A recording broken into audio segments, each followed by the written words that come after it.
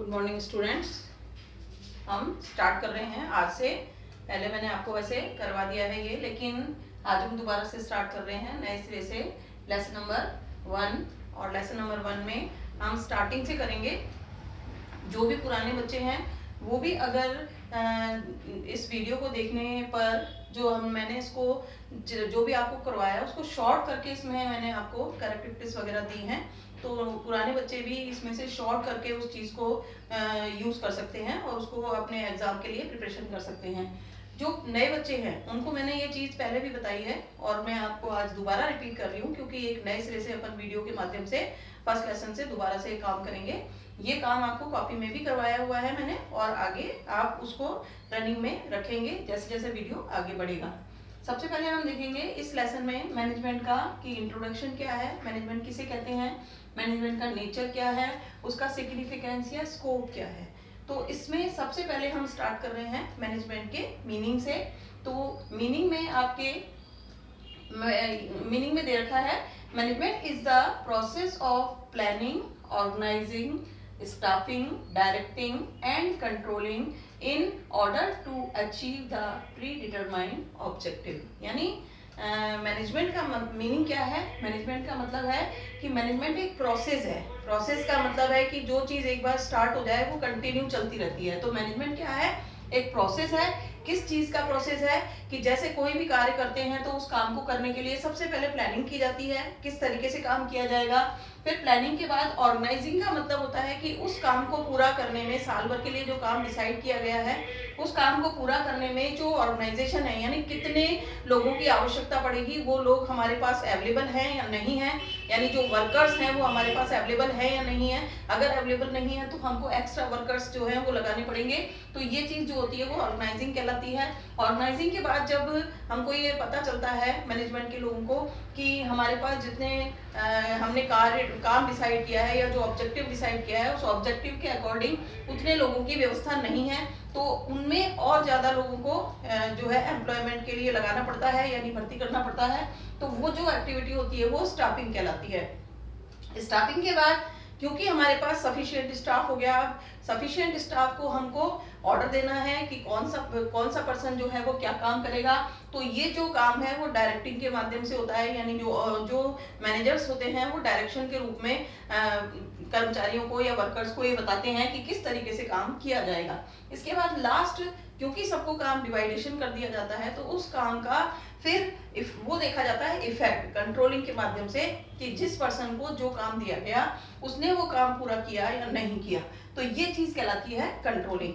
तो यहाँ हमको अगर हम कहें कि मैनेजमेंट का मीनिंग क्या है, तो management is the process. Management एक प्रोसेस है किसका, planning, organising, staffing, directing and controlling का, जिसमें कि इन ऑर्डर टू अचीव क्या करना है, जो प्री डिटरमाइंड ऑब्जेक्टिव है उसको अचीव करने के लिए ये सारी एक्टिविटीज की जा रही हैं। इसको हम कहेंगे आपके मैनेजमेंट मीनिंग। अब इस लेसन में जो मैनेजमेंट से संबंधित जितने भी थिंकर्स हैं, राइटर्स हैं, उन्होंने अपनी अपनी डेफिनेशंस दी हैं इस मैनेजमेंट से संबंधित। तो हम ये देखेंगे कि उनमें से कुछ जो फेमस राइटर्स हैं जिनकी डेफिनेशंस ज़्यादातर एग्जाम्स में पूछी जाती हैं, हम इसमें 2 डेफिनेशन ऐड कर रहे हैं। तो उन जो थिंकर्स हैं उनके अकॉर्डिंग मैनेजमेंट क्या होना चाहिए। तो फर्स्ट है आपके मैरी पार्कर फॉलेट। इनके अनुसार मैनेजमेंट क्या है, तो इन्होंने कहा है management is a art of getting work done through others. यानी मैनेजमेंट क्या है, एक आर्ट है, एक कला है जो दूसरों से कार्य करवाने के लिए यूज की जाती है। यानी हम खुद काम करें तो वो हमारे तरीके से हम कर सकते हैं, लेकिन हम दूसरों से कितना बढ़िया काम करवा सकते हैं ये हमारी आर्ट पर निर्भर होता है। तो इनके अनुसार मैनेजमेंट क्या है, एक आर्ट है, और वो क्या किस काम आ रही है, getting work done through others, यानी दूसरों से कार्य करवाने के लिए वो जो आर्ट है वो हमारे काम आ रही है। सेकेंड इसमें जो डेफिनेशन है वो लॉरेंस एप्ले की है। लॉरेंस एप्ले कहते हैं कि management is the accomplishment of result through the effort of other people. यानी मैनेजमेंट क्या है, मैनेजमेंट एक प्रोसेस तरीका है जिससे कि जो दूसरे लोग हैं, अदर पीपुल्स हैं, उनके द्वारा जो एफर्ट किए जा रहे हैं, उस एफर्ट का रिजल्ट ही ये बताता है कि मैनेजमेंट अच्छा है या बुरा, या मैनेजमेंट किस तरीके से किया जा रहा है। अब इसमें हम देखेंगे कि जो मैनेजमेंट है उसको हम किस तरीके से पहचाने, यानी मैनेजमेंट की पहचान जो होती है वो मैनेजमेंट के फीचर या कैरेक्टरिस्टिक्स से होती है। यानी अगर हम मैनेजमेंट की कैरेक्टरिस्टिक्स पढ़ेंगे तो हमको ये पता लगने लगेगा कि मैनेजमेंट है क्या चीज। तो यहाँ पर हम स्टार्ट कर रहे हैं मैनेजमेंट के फीचर या कैरेक्टरिस्टिक्स। फर्स्ट जो इसके कैरेक्टरिस्टिक्स है या फीचर है वो है managers get work done from other people. अब यहाँ पर कंपनी में जो मैनेजमेंट की पोस्ट पर लगाए जाने वाले जितने भी मैनेजर्स हैं, वो मैनेजर्स जो होते हैं वो ऑर्डर देकर के काम करवाते हैं, खुद काम नहीं करते। तो यहाँ इसने क्या कहा, management get work done from other people, कि वो दूसरों से काम करवा रहे हैं। मैनेजर जो है दूसरों से काम करवा रहे हैं, खुद काम नहीं कर रहे हैं बल्कि दूसरों से काम करवा रहे हैं। तो ये इसकी एक पहचान है। नेक्स्ट सेकंड हम देखें, there are certain predetermined objective of the management, यानी जो भी मैनेजमेंट है उसका कोई ना कोई प्री डिटरमाइंड ऑब्जेक्टिव है जिसके कारण वो मैनेजमेंट का काम कर रहे हैं।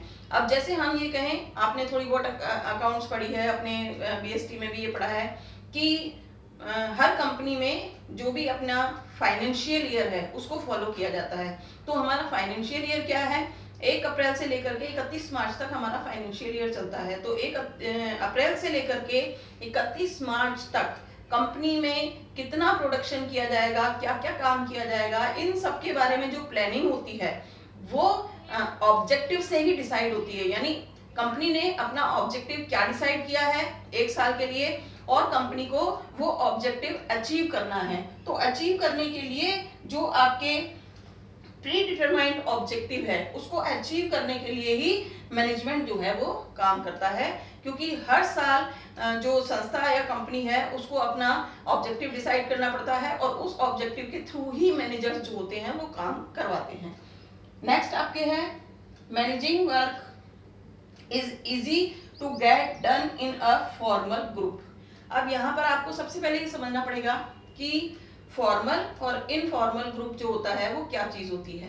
फॉर्मल ग्रुप का मतलब होता है कि जब हम किसी ऑफिस में काम करने जा रहे हैं, किसी संस्था में काम करने जा रहे हैं, तो हमारा अधिकारी कौन है और हमसे नीचे काम करने वाला हमारा सबऑर्डिनेट कौन है। ये रिलेशन जो होता है, ये रिलेशन जो होता है वो फॉर्मल रिलेशन कहलाता है, यानी ऑफिस से संबंधित रिलेशन, कि हमको किसके ऑर्डर को फॉलो करना है, यानी हमारा ऑफिसर कौन है। अगर हमारा ऑफिसर है तो वो हमको ऑर्डर देगा जिसके काम को हमको करना पड़ेगा, तो वो ऑर्डर हमको फॉलो करना है। तो मैनेजर जो होते हैं वो अपने सबऑर्डिनेट को ऑर्डर देते हैं, सबऑर्डिनेट अपने सबऑर्डिनेट को ऑर्डर देता है। तो ये चीज जो होती है ये एक फॉर्मल रिलेशन कहलाता है। और हमको ये पता है कि अगर हमारे ऑफिसर ने हमको ऑर्डर दिया है तो हमको उस ऑर्डर को फॉलो करना ही पड़ेगा। तो ये रिलेशन तो है फॉर्मल रिलेशन। लेकिन ये फॉर्मल रिलेशन कंपनी के अंदर है, संस्था के अंदर है। अगर वही ऑफिसर और सबऑर्डिनेट, यानी वही मैनेजर और सबऑर्डिनेट कंपनी से हट करके कहीं और किसी फंक्शन या पार्टी में एक साथ खड़े हुए हैं, तब वो ना ऑफिसर है और ना ही वो सबऑर्डिनेट है उसका। तो ऐसे संबंध जो है, जब वो आपस में कोई भी बातचीत कर रहे हैं तो वो जो उनका रिलेशन है वो फॉर्मल रिलेशन नहीं कहलाएगा, वो इनफॉर्मल रिलेशन कहलाएगा, जिसमें वो एक एज ए फ्रेंड भी बात कर सकते हैं। तो यहाँ पर यही मेन बात चीज समझने वाली है कि जो रिलेशन होते हैं वो 2 तरीके के होते हैं, फॉर्मल और इनफॉर्मल। अब यहाँ पर इसने ये कहा क्योंकि काम कहाँ पर हो रहा है, संस्था में हो रहा है, तो संस्था में जो मैनेजिंग वर्क है उसको आसानी से पूरा करने के लिए उनको फॉर्मल ग्रुप्स में ही काम करवाना पड़ेगा। यानी जो भी काम करवाना है वो फॉर्मल ग्रुप्स में करवाना है, क्योंकि फॉर्मल ग्रुप्स में हर पर्सन को ये पता होता है कि मेरा ऑफिसर कौन है और मुझे किस ऑफिसर के ऑर्डर की पालना करनी है। तो इसमें आपको फॉर्मल ग्रुप्स में ही काम करवाना होता है। नेक्स्ट फोर्थ है हमारा, the management work is done by the best और स्पेशल ऑफ द सोसाइटी। यानी जो आपके मैनेजर्स का वर्क कर रहे हैं, वो मैनेजर्स का वर्क करने वाले जो पर्सन्स हैं, वो पर्सन सोसाइटी के एक्सपर्ट्स लोग हैं, यानी स्पेशल लोग हैं जिन्होंने मैनेजमेंट में कुछ किया है कोर्स, और वो मैनेजमेंट करने के बाद, मैनेजमेंट का प्रोफेशन कोर्स करने के बाद वो जो है वो उस काम को कर रहे हैं। तो वो सोसाइटी के स्पेशल वर्क लोग होते हैं जो मैनेजर्स के रूप में काम करते हैं। नेक्स्ट आपके है इसमें कि managing is a creative task. Sorry, this is a very challenging task. यानी जो भी काम मैनेजर्स के द्वारा करवाया जा रहा है वो एक चैलेंजिंग टास्क है। क्यों है चैलेंजिंग टास्क? क्योंकि हर वर्कर से मैनेजर के द्वारा जो काम करवाया जा रहा है वो एक प्री डिटरमाइंड गोल को, प्री डिटरमाइंड ऑब्जेक्टिव को डिसाइड करने के बाद उस ऑब्जेक्टिव को अचीव करने के लिए वो वर्क करवाया जा रहा है, ताकि जो हमने साल भर के लिए ऑब्जेक्टिव डिसाइड किया है उसको हम अचीव कर सकें। तो इसलिए मैनेजर्स के द्वारा जो ये काम करवाया जा रहा है ये एक चैलेंजिंग टास्क है, यानी उसको पूरा करना उनका एक चैलेंज होता है। इसके बाद नेक्स्ट है managing is a creative task. अब ये क्रिएटिव टास्क क्यों है? क्योंकि जो मैनेजर्स होते हैं वो अलग अलग प्रकार के, यानी जिस व्यक्ति का माइंड जितना ज्यादा क्रिएटिव होगा वो उतना ही बढ़िया काम करेगा। तो इसमें क्रिएटिविटी क्या है? जो आप देख रहे हो कि जो मार्केट में मैनेजमेंट हो रहा है उसमें नए नए टाइप से मैनेजमेंट हो रहा है, इनोवेशन हो रहा है, नई नई चीजें मार्केट में आ रही हैं। तो वो सारी चीजें, हर व्यक्ति का जो माइंड होता है वो अलग प्रकार से इनोवेटिव माइंड होता है, यानी किसी में ज्यादा इनोवेशन है, किसी में कम इनोवेशन है। कोई ज्यादा क्रिएटिविटी वाला व्यक्ति है, कोई कम क्रिएटिविटी वाला व्यक्ति है। तो यहाँ पर ये मैनेजिंग वर्क जो है ये भी एक क्रिएटिव एक्टिविटी है, क्योंकि हर समय एक मैनेजर को एनवायरनमेंट में जो चैलेंजेस हैं उनको एक्सेप्ट करके काम करवाना होता है। तो इसलिए ये एक क्रिएटिव टास्क है। इसके बाद है managing is a general principle. अब हम ये अच्छी तरह से जानते हैं कि अगर कोई भी कार्य प्रिंसिपल्स के अकॉर्डिंग किया जाता है तो वो काम हमेशा ही परफेक्ट होता है। तो मैनेजमेंट के भी अपने कुछ प्रिंसिपल्स हैं जिनको फॉलो करके उन प्रिंसिपल के अकॉर्डिंग ही मैनेजर्स के द्वारा काम करवाया जाता है। तो मैनेजमेंट के अपने कुछ प्रिंसिपल्स हैं। इसके बाद नेक्स्ट है the manager should have the ability to lead. अब क्योंकि मैनेजर जो है वो अपने सबॉर्डिनेट का एक लीडर के रूप में काम कर रहा है, यानी मैनेजर जो काम करवा रहा है वो अपने सबॉर्डिनेट से वो एक लीडरशिप के रूप में काम करवा रहा है। तो उसमें लीडरशिप की क्वालिटी होना बहुत जरूरी है। क्यों? क्योंकि एक लीडर को उसके फॉलोअर्स जो होते हैं, जो उसको फॉलो करने वाले लोग होते हैं, वो तभी फॉलो करते हैं जब वो अपने लीडर को आइडियल मानते हैं। तो इसलिए मैनेजर को जो है वो अपने जितने भी उसके सबॉर्डिनेट हैं उनके लिए उसमें लीड करने की एबिलिटी होनी चाहिए, यानी एक लीडरशिप की जो क्वालिटीज हैं वो मैनेजर के अंदर होनी चाहिए। नेक्स्ट है the manager does whatever he does by decision making. यानी जो भी मैनेजर है उसके सामने जब काम करने के चैलेंजेस आते हैं तो वो काम, किस काम को किस तरीके से किया जाए, इसके लिए बहुत सारे ऑप्शंस होते हैं उसके पास। उन बहुत सारे ऑप्शंस में से उसको एक बेस्ट ऑप्शन को चुनना होता है। तो बेस्ट ऑप्शन को चुनने के लिए उसको समय समय पर डिसीजन लेना पड़ता है, क्या करना है और क्या नहीं करना है। तो ये जो टास्क है ये डिसीजन मेकिंग टास्क कहलाती है, क्योंकि हमेशा ही मैनेजर को दूसरों से काम करवाना है, और जब दूसरों से काम करवाना है तो उसको हमेशा ही ये डिसीजन लेना है कि क्या करना है और क्या नहीं करना है। इसलिए जो आपके मैनेजर्स की जो टास्क है वो हमेशा ही मैनेजर को डिसीजन मेकिंग रहना पड़ता है, यानी समय समय पर उसको करने और नहीं करने के संबंध में डिसीजन लेने पड़ते हैं। तो उसमें डिसीजन मेकिंग क्वालिटी होना भी बहुत जरूरी है।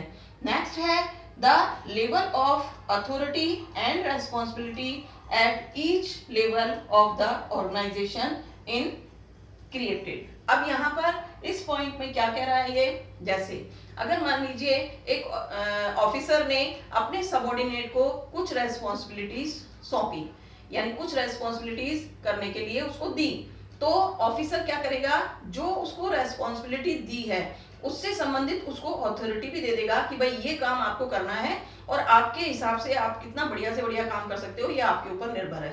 तो जिस व्यक्ति को रेस्पॉन्सिबिलिटी दी गई उसको अथॉरिटी भी दी गई काम को करने के लिए। इसी तरह से उसके नीचे वाले सबऑर्डिनेट ने यानी सेकंड नंबर ऑफिसर ने क्या कहा, थर्ड नंबर ऑफिसर जो है उसको रेस्पॉन्सिबिलिटी दी और उसको सब अपनी जो है अथॉरिटीज भी दे दी।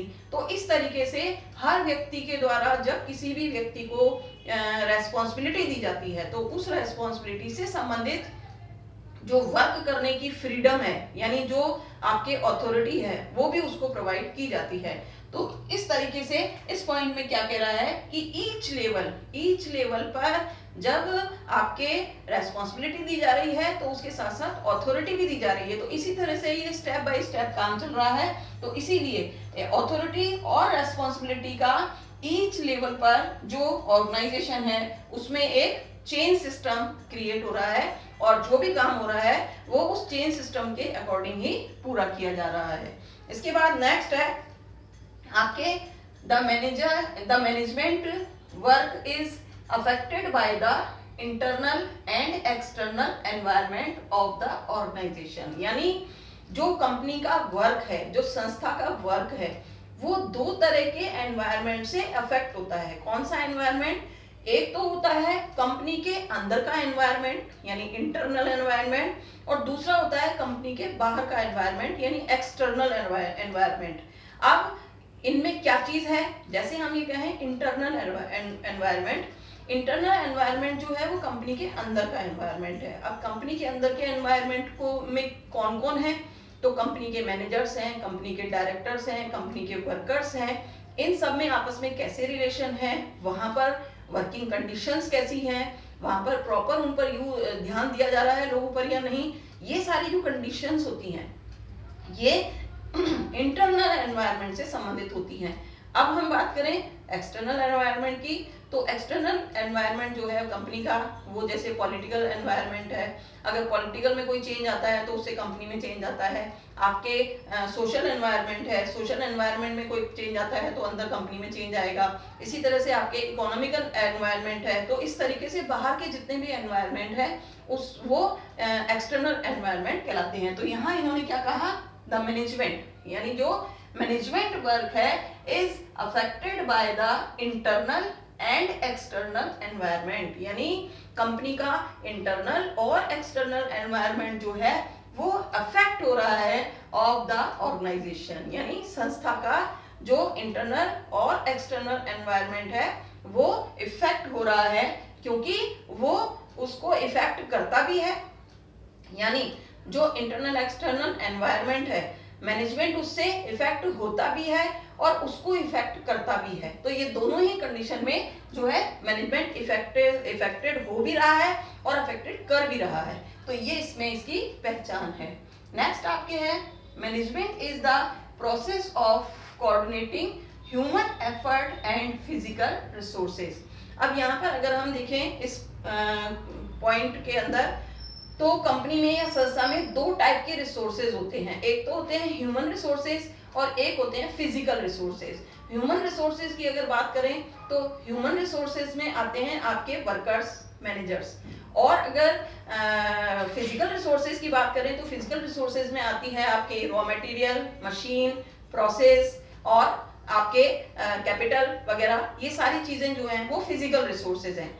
अब यहाँ पर अगर हम देखें तो फिजिकल रिसोर्सेज जितने भी हैं अगर उनको हमको रनिंग में लाना है, जैसे मशीन को चलाना है, मशीन में कच्चा माल डालना है, कच्चे माल से आपको रॉ मटेरियल के माध्यम से आपको चीजों का प्रोडक्शन करना है, तो ये सारा प्रोसेस जो है जो फिजिकल रिसोर्सेज हैं वो अपने आप एक्टिवेट नहीं होंगे। उनको एक्टिवेट करने के लिए ह्यूमन रिसोर्स की जरूरत पड़ेगी, यानी किसी न किसी वर्कर की जरूरत पड़ेगी जो उस मशीन को चलाए, उसमें रॉ मटेरियल डाले और उससे प्रोडक्शन करे। तो यहाँ पर यही कह रहा है management is the process. Management क्या है? एक प्रोसेस है कोऑर्डिनेटिंग, यानी दोनों में सामंजस्य, कोऑर्डिनेट बिठाने का, किसमें? ह्यूमन एफर्ट्स, मनुष्य के द्वारा जो एफर्ट्स किए जा रहे हैं उसमें, और फिजिकल रिसोर्सेज यानी फिजिकल रिसोर्सेज को लेकर के ह्यूमन एफर्ट डाल करके किसी भी चीज का प्रोडक्शन जो किया जा रहा है उसके लिए इन्होंने कहा है कि उनमें जो मैनेजमेंट है वो क्या कर रहा है? कोऑर्डिनेशन बिठाने की कोशिश कर रहा है, जिससे कि ज्यादा से ज्यादा बढ़िया से बढ़िया प्रोडक्शन जो है वो कंपनी कर सके। इसके बाद नेक्स्ट है द मैनेजर टास्क इन, जब the manager takes into account the effective productivity of its resources. अब जब मैनेजर सभी चीजों में कोऑर्डिनेशन बिठा देता है, ह्यूमन रिसोर्सेज में भी और फिजिकल रिसोर्सेज में भी, जब वो कोऑर्डिनेशन बिठा देता है तो कोऑर्डिनेशन बिठाने के बाद उसका मेन काम क्या है, इस बात की चेकिंग करना है कि जो प्रोडक्शन है वो इफेक्टिव होना चाहिए, यानी जो भी रिसोर्सेज यूज किए जा रहे हैं उनका बढ़िया से बढ़िया यूटिलाइजेशन होना चाहिए, जिससे कि प्रोडक्शन जो है वो अच्छे से प्रोडक्शन होकर के बाहर आए, यानी जो प्रोडक्शन हो वो बढ़िया से बढ़िया क्वालिटी का हो और ज्यादा से ज्यादा प्रोडक्शन हो। तो इस पर वो ध्यान देता है मैनेजर्स। ठीक है, नेक्स्ट है मैनेजमेंट इज यूनिवर्सल। अब इसको यूनिवर्सल क्यों कहा गया है? मैनेजमेंट को यूनिवर्सल इसलिए कहा गया है क्योंकि मैनेजमेंट की एक्टिविटीज जो हैं वो केवल कंपनीज में या केवल संस्था में ही नहीं हो रही है, बल्कि मैनेजमेंट आप देखो पॉलिटिकल क्षेत्र में भी मैनेजमेंट हो रहा है, आज इकोनॉमिक क्षेत्र में भी मैनेजमेंट हो रहा है, आज मार्केटिंग में भी मैनेजमेंट हो रहा है, आज जो आप देखें तो आप शादी की प्लानिंग में भी मैनेजमेंट हो रहा है, इवेंट में भी मैनेजमेंट हो रहा है। तो ऐसे बहुत सारे एरिया हैं जहां पर मैनेजमेंट यूज किया जा रहा है। तो इसलिए चाहे मैनेजमेंट कहीं पर भी किया जाए, सभी तरफ मैनेजमेंट की एक्टिविटीज जो हैं वो समान प्रकार की हैं, यानी एक जैसी हैं। इसीलिए मैनेजमेंट को क्या कहा गया है? मैनेजमेंट को यूनिवर्सल कहा गया है, यानी आज मैनेजमेंट की एक्टिविटीज जो है वो यूनिवर्सल लेवल पर हो रही हैं। हर क्षेत्र में मैनेजमेंट हो रहा है क्योंकि हर क्षेत्र बेस्ट से बेस्ट वर्क देना चाहता है। इसके बाद नेक्स्ट है management is an invisible power. अब इनविजिबल पावर इसको क्यों कहा गया है?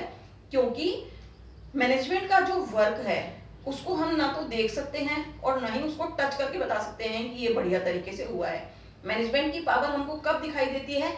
जब मैनेजमेंट का काम हो गया और मैनेजमेंट का काम होने के बाद रिजल्ट अच्छा आया तो हम कहेंगे मैनेजमेंट अच्छा था, लेकिन अगर मैनेजमेंट का रिजल्ट खराब आया तो हम कहेंगे मैनेजमेंट अच्छा नहीं था। तो इसका मतलब ये है कि जब मैनेजमेंट के द्वारा जो वर्क किया जा रहा है, अगर वो वर्क बढ़िया तरीके से पूरी तरीके से कंप्लीट हो रहा है और बढ़िया उसके रिजल्ट आ रहे हैं, तो इसका मतलब है कि मैनेजमेंट बहुत बढ़िया किया गया। तो हम ये कह सकते हैं कि मैनेजमेंट जो है वो इनविजिबल पावर है, जिसको हम देख नहीं सकते, जिसको हम छू नहीं सकते, लेकिन उसका जब रिजल्ट आता है, उसका जो परिणाम हमारे सामने आता है, रिजल्ट आता है, तो उस रिजल्ट से हम ये अंदाजा लगा सकते हैं कि मैनेजमेंट जो है वो अच्छा था या मैनेजमेंट बुरा था। यानी उसको हम रिजल्ट से जो है डिफाइन कर सकते हैं कि मैनेजमेंट अच्छा है या बुरा। इसलिए ये कहा गया है कि मैनेजमेंट जो है इनविजिबल है, जो दिखाई नहीं देता, जिसको हम टच नहीं कर सकते, लेकिन उसके रिजल्ट से हम उसका परिणाम पता लगा सकते हैं कि मैनेजमेंट अच्छा था या बुरा। ये हमारी जो 15 कैरेक्टरिस्टिक्स थी, ये हमारे आपके मैनेजमेंट की कैरेक्टरिस्टिक्स थी। अब नए बच्चे जो 12th में आए हैं उनको मैंने ये चीजें लिखवा दी हैं, लेकिन अगर आप चाहें तो इनको शॉर्ट में भी उतार सकते हैं exam preparation point of view से।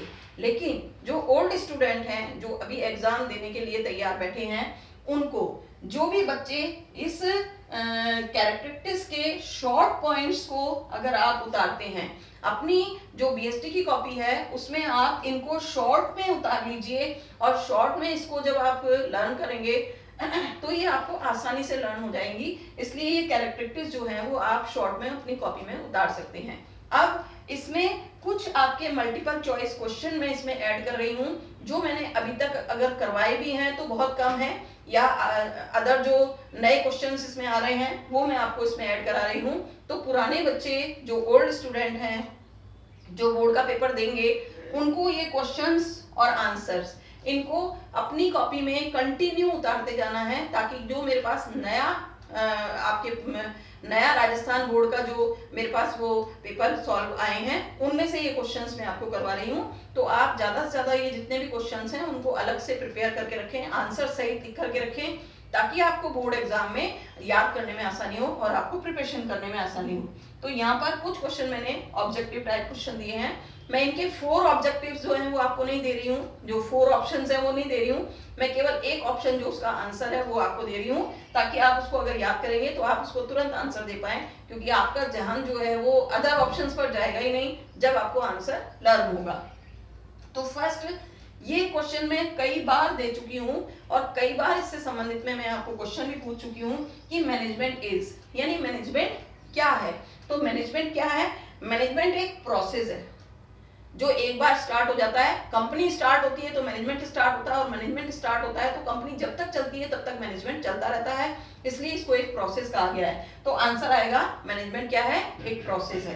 नेक्स्ट क्वेश्चन है management is an intangible force because. अब यहाँ पर इनटेंजिबल फोर्स यानी आपके इनविजिबल पावर, सेम एक ही चीज है, हम इसको इनविजिबल पावर भी कह सकते हैं और इंटेंजिबल फोर्स भी कह सकते हैं। तो मैनेजमेंट इनविजिबल पावर कैसे है? तो हम इसमें आंसर क्या लिखेंगे? It can not be seen और टच्ड, यानी ना तो हम इसको मैनेजमेंट को देख सकते हैं और ना ही इसको हम टच कर सकते हैं, इसलिए इसको इनविजिबल पावर या इंटेंजिबल फोर्स कहा गया है। नेक्स्ट है at present nature of management can see, यानी अगर हम कहें कि एट प्रेजेंट पे कि नेचर ऑफ मैनेजमेंट जो है वो क्या है, तो इसमें हमने 4 टॉपिक आपके पढ़े हुए हैं।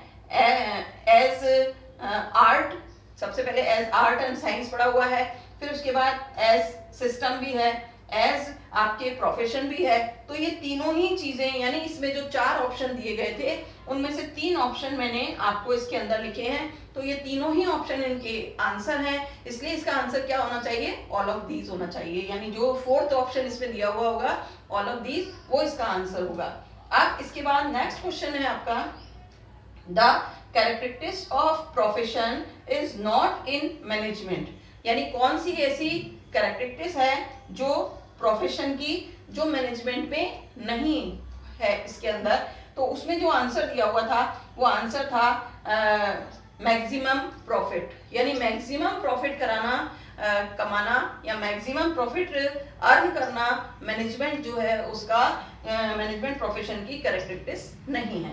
इसके बाद नेक्स्ट है according to specialist of management it is universal, यानी स्पेशलिस्ट अकॉर्डिंग टू स्पेशलिस्ट, जो भी स्पेशलिस्ट हैं या जो भी ऑथर्स हैं उनके according management is a universal, यानी कौन कौन से ऑथर्स या राइटर्स हैं जो ये मानते हैं कि मैनेजमेंट यूनिवर्सल है। तो इसमें आंसर है F.W. टेलर जो है वो भी ये मानते हैं, इसके बाद फार्मर जो है वो भी ये मानते हैं कि मैनेजमेंट जो है वो यूनिवर्सल है, उसके बाद है आपके जॉर्ज आर टेरी, ये इसका आंसर है। इसके बाद लास्ट क्वेश्चन है आपका management of public utilities can not, यानी यूटिलाइज कैन नॉट, मैनेजमेंट जो है उसमें कौन सी ऐसी चीज है जिसका मैनेजमेंट नहीं हो रहा है। तो यहाँ पर आपके सिनेमा दे रखा है, सिनेमा में कोई मैनेजमेंट नहीं हो रहा है, इसके अदर ऑप्शन जो थे वो मैनेजमेंट से संबंधित थे। ये हमारा फर्स्ट लेसन के मीनिंग, कैरेक्टरिस्टिक्स और कुछ ऑब्जेक्टिव टाइप क्वेश्चंस मैंने आपको दिए हैं। पुराने बच्चे भी इन क्वेश्चंस को उतार लें और इनके आंसर्स को उतार लें, और नए बच्चे भी इन आंसर्स को लिख लें, ताकि क्या होगा, ये आंसर्स आपके आगे जब आप बोर्ड की परीक्षा देंगे नेक्स्ट ईयर तो आपको ये काम आएंगे। और छोटे छोटे क्वेश्चंस बहुत ज्यादा आते हैं, इसलिए ये छोटे छोटे क्वेश्चंस अगर आप अपने अभी से प्रिपेयर करते रहेंगे, अलग से कॉपी बना लीजिए। न्यू स्टूडेंट्स जो हैं वो एक पतली कॉपी अलग से बना लें और उस पतली कॉपी में लेसन वाइज ये क्वेश्चंस और आंसर जो है वो करते रहें। इससे क्या होगा कि साल भर में आपके पास बहुत सारे छोटे छोटे क्वेश्चंस जो हैं वो आपके पास इकट्ठे हो जाएंगे और आपको उनको लर्न करना आसान होगा, और एग्जाम पॉइंट ऑफ व्यू से भी ये बहुत यूजफुल हैं। इसलिए पुराने बच्चे तो ये उतारेंगे ही उतारेंगे, साथ में जो न्यू स्टूडेंट हैं वो भी एक पतली कॉपी में ये short question answer lesson number डाल करके साथ के साथ उतारते रहें, इससे आपकी प्रिपरेशन में आपको हेल्प मिलेगी। अब इससे आगे का टॉपिक मैं आपको आगे करवाऊंगी।